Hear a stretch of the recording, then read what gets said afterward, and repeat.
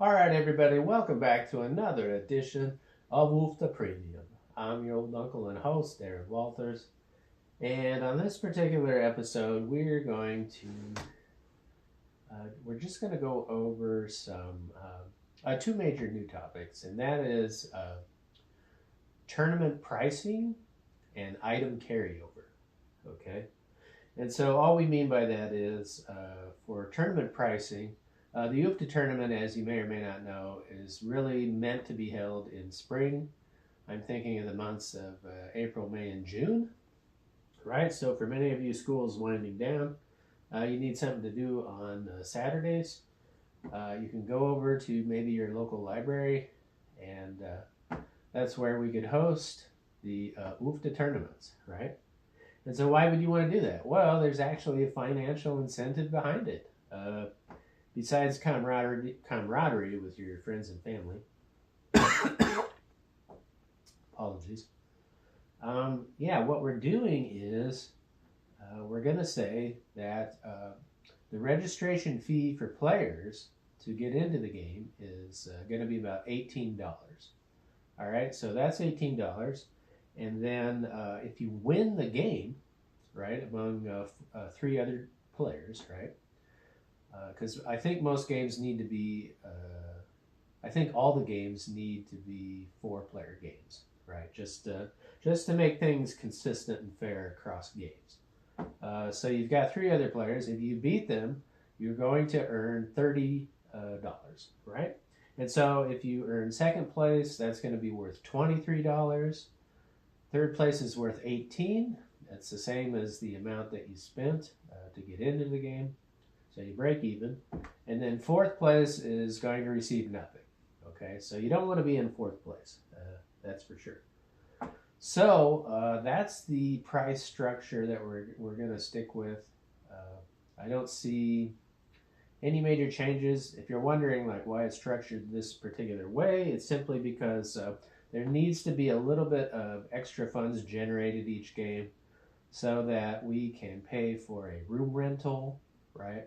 Or we could pay even for referees or a judge or somebody who can arbitrate and figure out, when there needs to be an interpretation of the rules of OOFDAH so that in close games we make sure we get that right. Okay? And so, yeah, that's the price structure. The second topic that we want to talk about is item carryover. And so all that really means is, even though you can collect recipe cards and take those into the next game and so on and so forth until you get to the end of the season and you have a bunch of recipe cards, what's going to happen is you can also collect the equipment items that you've purchased and earned, right?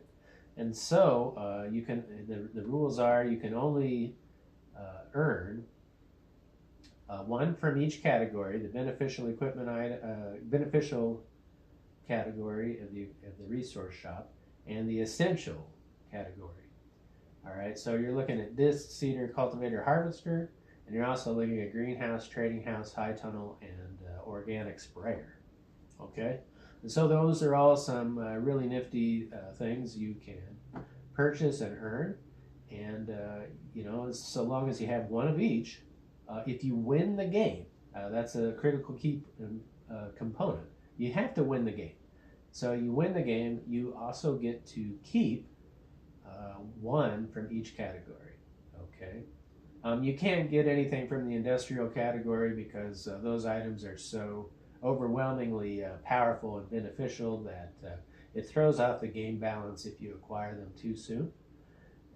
But having one of each from the beneficial and essential categories still creates a competitive game, especially if your opponents are also winning similar items, right? So, bearing all that in mind, that's how we're going to structure it.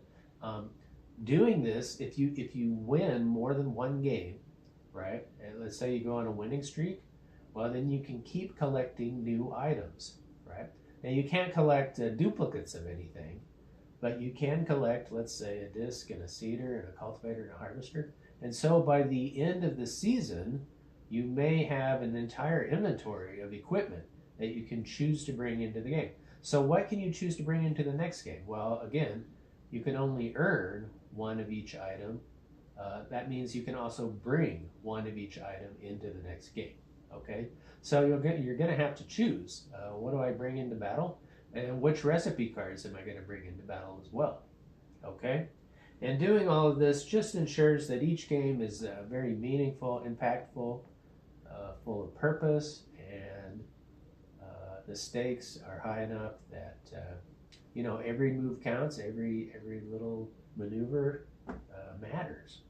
Okay, and so bearing all that in mind, we just want to say, yeah, enjoy the potential OOFDAH tournament with the price structure updated, and then of course the item carryover feature, which should definitely enhance gameplay and increase enjoyment and pleasure and fun. All right, so that's going to do it for me for now. Until next time, keep on playing OOFDAH, everybody, with your family and friends. Until I see you next time. Adios.